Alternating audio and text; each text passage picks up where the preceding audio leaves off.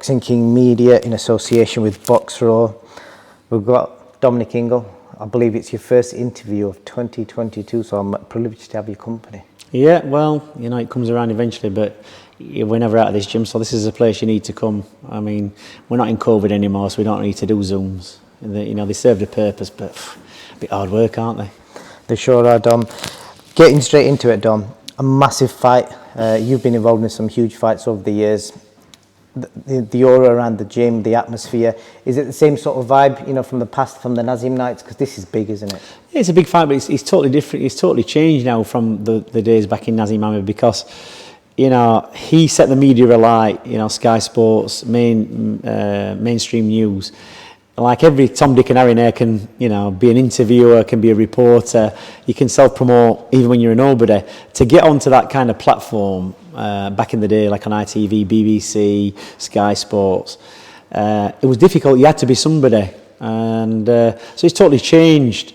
But, you know, in the last, you know, KELL's been pro, what we're talking 20 years, nearly 20 years. And the landscape's totally changed how things work out. You know, some say it's for the better, some say it's for the worse. Everybody can be, you know, overexposed, so to speak. But it gives the fans more access. It probably puts more bums on seats. It's had to move that way, I suppose. But yeah, we've been in some massive fights over the years, and there's a big excitement around this fight. People are saying it's far too late in their careers, but when I look back over time, and I've said this many times, Lennox Lewis Tyson wasn't at the prime time. Neither was Manny Pacquiao, Floyd Mayweather. It's just another one of those fights. It's got to be done, and I'm glad it's getting done, just to put a line under it. And I think, you know, whether it's past its sell-by date or not, I think the boxing fans want to see this fight, and I think the response to the ticket sales, you know, it shows that. Sweet. You know, obviously you started camp a while ago. You've been in Spain. You've just come back. How's KELL dealing with the pressure of it? I know he's confident, you're confident in obviously getting the win, but there's a lot of pressure surrounding the fight, you know, for both guys, because whoever loses, the British public are just going to judge him on this one particular fight.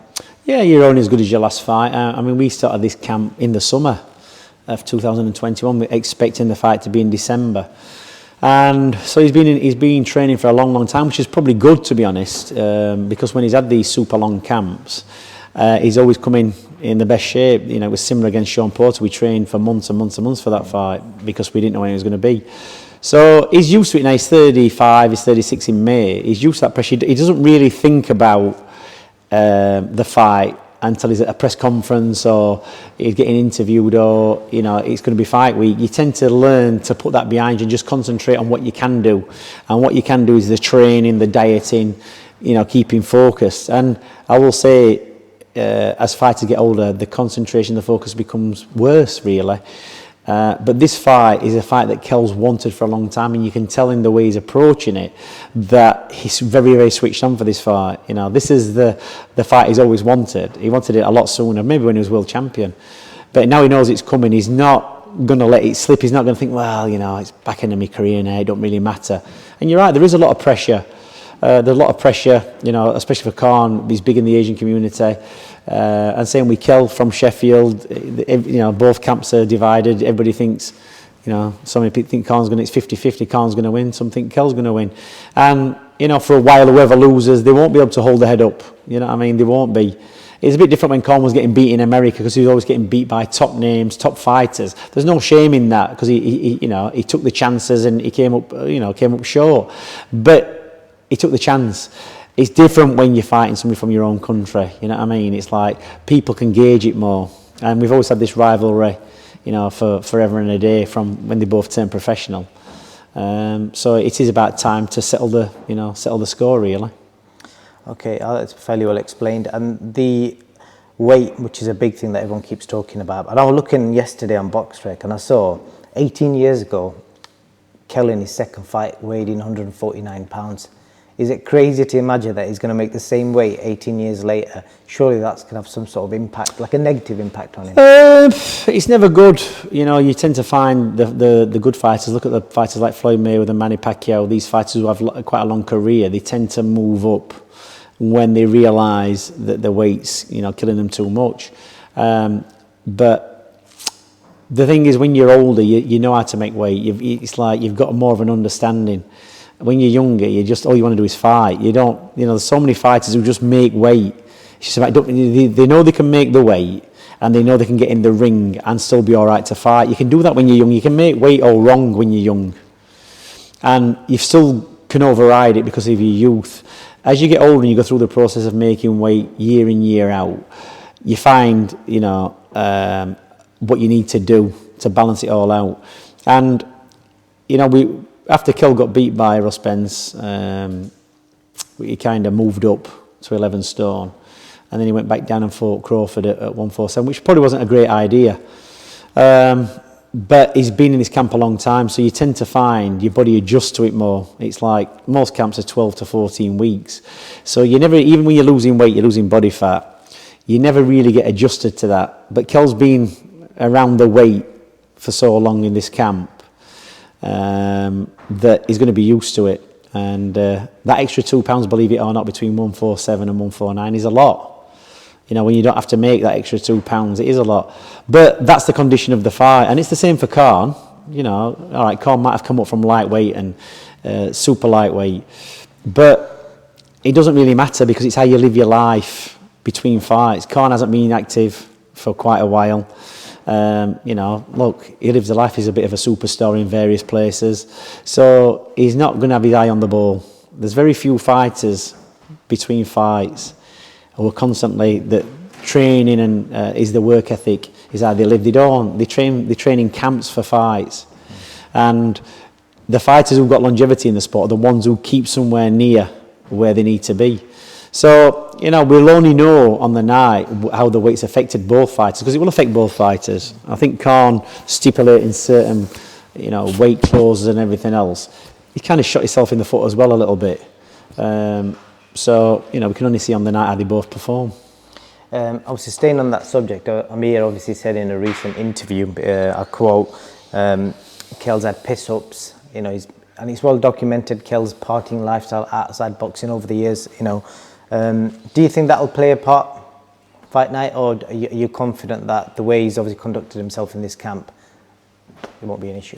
Look, most fighters who are good have got some kind of twist. You know, look at Ricky Hatton, he's well known for it. When it came to the big fights with Manny Pacquiao and Floyd Mayweather, maybe that played a part in it, in his lifestyle. It probably did, but we'll never know. You talk to Ricky and he says, yeah, it probably did affect him. And, you know, Kell does like to go out and have a drink with his pals and whatever he does. He's done it for years, but Amir Khan, you know, is a Muslim, he won't drink, but it don't mean he won't be, you know, getting on hookah pipe or whatever he's doing. Of course, well, it all affects you, whichever way, whether you're overeating, overconsumption of alcohol, you know, even with fighters with recreational drugs, it's all going to have an effect, whichever way it is. But one thing I will say about Kell Brook, in all the fighters I've trained over the years, that he has got this determination to put himself in camp. I've trained him, he's never slacked off. I don't know what he did when we trained with other fight, you know, for the other two fights when he didn't train with me. But I know what his level is because I've trained him for so many years. I know when if he's trying to cut corners or he's not performing like he should do. I know where he should be. And you just have to make more allowances for the rest time in between the sessions. But he still hits the sessions hard. He doesn't say, oh, yeah, I don't want to do this hard run, or I just don't want to do. He actually wants to do more rounds. He wants to do more runs. He wants to test himself. And that's the one thing about Kell through the years, that he has the determination. Once getting him switched on is difficult, but once he's switched on, there's no stopping him. And you've seen him walking out the gym today, obviously with a big coat on. I'm telling you now, he's in fantastic shape. Less than 3 weeks before this fight, and he was in good shape 6 weeks ago. And that's an indication of how hard you train, how well you're resting, how well you're eating. That's an indication. You know, we had a little joke about the video that you put on with Khan or whatever. I mean, to me, he just looks like he's trained to lose weight. But don't get me wrong, you know, there are fighters who don't look in great shape who can fight, and they are strong. But at 30, I think Khan's 34, 35, whatever he is, he don't look in great shape to me. You know what I mean? And all right, it's not a bodybuilding contest, boxing, but it is an indication, some kind of indication, that if you've got quite low body fat, you're quite muscular and you're fit, you know, it's going to be better than somebody who's not. So, you know, it's no good looking for pointers with Kell or with Khan, well, he's done this, so he's going to affect him that way. Ultimately, this fight is just going to be how well somebody's trained in this camp and how they approach the fight. Yeah? I don't know what Khan's been doing for the last 6 months. I know what KELL BROOK's been doing. I know how he's been training. I know what he's been doing in sparring. And at the best, both in the peak and the prime, I would still pick KELL BROOK. At this stage, I would still pick KELL BROOK because he's got a good chin, regardless of the Crawford fight. That wasn't a true reflection. You know, in all the fights he's ever had, that's the only time you've seen him vulnerable to getting hit. I personally think that was down to weight making wrong. He can still punch. His timing's still good. His balance is still good, and he can make the weight, and he's determined. Whereas Khan, look, power always kind of stays with you as a boxer. Speed diminishes. That's the one thing what happens. His chin's always been a bit suspect, but you can't rely solely on that to win a fight. It's part of the process. You don't think, oh yeah, hit him on the chin, you know, he'll be over. That's like us it's like us believing that when Khan says, well, KELL likes to drink and he's at partying, that's going to mess him up. Well, yeah, maybe it does. But to rely on that to win a fight is not the way to look at it. It's like us thinking, well, he can't on chin is finished. It's not going to be that easy. It's not going to be that easy. So it's a factor, and it's part of the plan, but it's not the way to approach a fight. You have to be, you know, systematic in what you do. You have to be clever. You have to weigh it all up. Khan has got good hand speed, but you just have to look at the way he's been beat. The ways he's been beat, the fights he's had over the last couple of years. You know, Billy Dib wasn't great. Vargas wasn't a great fight, and that's what you have to look at. So, you know, on the night, I know that we're getting the best version of KELL BROOK in 2022, or, you know, from 2021. He's not cutting corners. He's not just looking for a payday, getting in the ring and get his money. He's looking, you know, to win the fight in style. And, you know, if he does, go on to another fight. And what's your relationship like with KELL now? Because obviously, you know, years ago he spent a bit of time with Dave Coldwell, and then he's come back to you, and then he left recently again, and now he's come back again. Has that affected your relationship? Not really, because, look, it's like your kids, you know. I don't know if you've got kids. You have to let people develop. You can't be overbearing. And, you know, KELL had a lot of years with us before he went to Dave Coldwell. You know, he probably got a reality check and realised that wasn't for, you know, where he needed to be. And he came back, and when he did come back, his career took off. And it kept him in good stead for years and years and years. And then, you know, he went when he boxed Rafa. Lots of reasons. But you can't take it personally. They pay the money. They pick up what they want to train them. And if at that moment in time it's not you, or there's some issue, well, you're better off leaving it. It's not, you know, I don't take it personally. I've known KELL a long, long time, since he was 10. Stood at the side of this ring here, gazing up at Nazim Ahmed, thinking, I want to be a superstar. He's not really got a bad bone in his body, KELL. He does what he does. Whether it's the right choice or the wrong choice, that's his decision. He's back here. You know, same with Crawford, with the Crawford fight. I was given the option to train him, and I said, to be honest, KELL, it's not I don't think it's the fight you should be taking. I don't think you're ready, and I don't really want to be involved in that, not for money, because I believe if you take it at the right time and do the right training, you'll beat him. But where you are, I don't want to be just going in for the money. You might think you can beat him. All fighters always think they can win, no matter where they are, and they want to challenge themselves. But me as a trainer, I have to look at a different perspective and think, you know, is this a winnable fight? And for me, it would have been a winnable fight for KELL. A lot of people would disagree, but not where he was at that point when he decided to take it. And that's why I passed up on the chance to train him, because I just thought it was going to be too much of a turnaround, too hard a job to get where he needed to be in the best shape he could be to fight a fighter like Crawford. And when you know somebody like KELL BROOK can beat somebody like Crawford, you only want to be part of the winning team. You only want to do it properly. So I don't really know how that camp went with Crawford, but I do know with this camp that it's gone, you know, as good as the camps with Sean Porter, as good as the camp with Golovkin. The best fights that KELL's been in, the camp with Spencer was different. Errol Spence, it was different because KELL had a lot of illness in that fight. He hadn't been ill in this fight. He's not had COVID. We've been away in Fuerteventura for 6 weeks. Fantastic climate. You know, waking up with sunshine every day. It's a good atmosphere to be in, and that's the longest camp he's actually done being away. So it's paid off. You know, we come back 3 weeks before just to finish off preparations and do the publicity. But Kell's in as good a place as he can be at the stage of his career, at the age he couldn't have done it any better. Okay. And then obviously finishing on a slightly controversial topic, obviously Amir brought it up about 3-4 weeks ago about the drug testers not being involved, etc. And I know KELL put something up a few days after they turned up.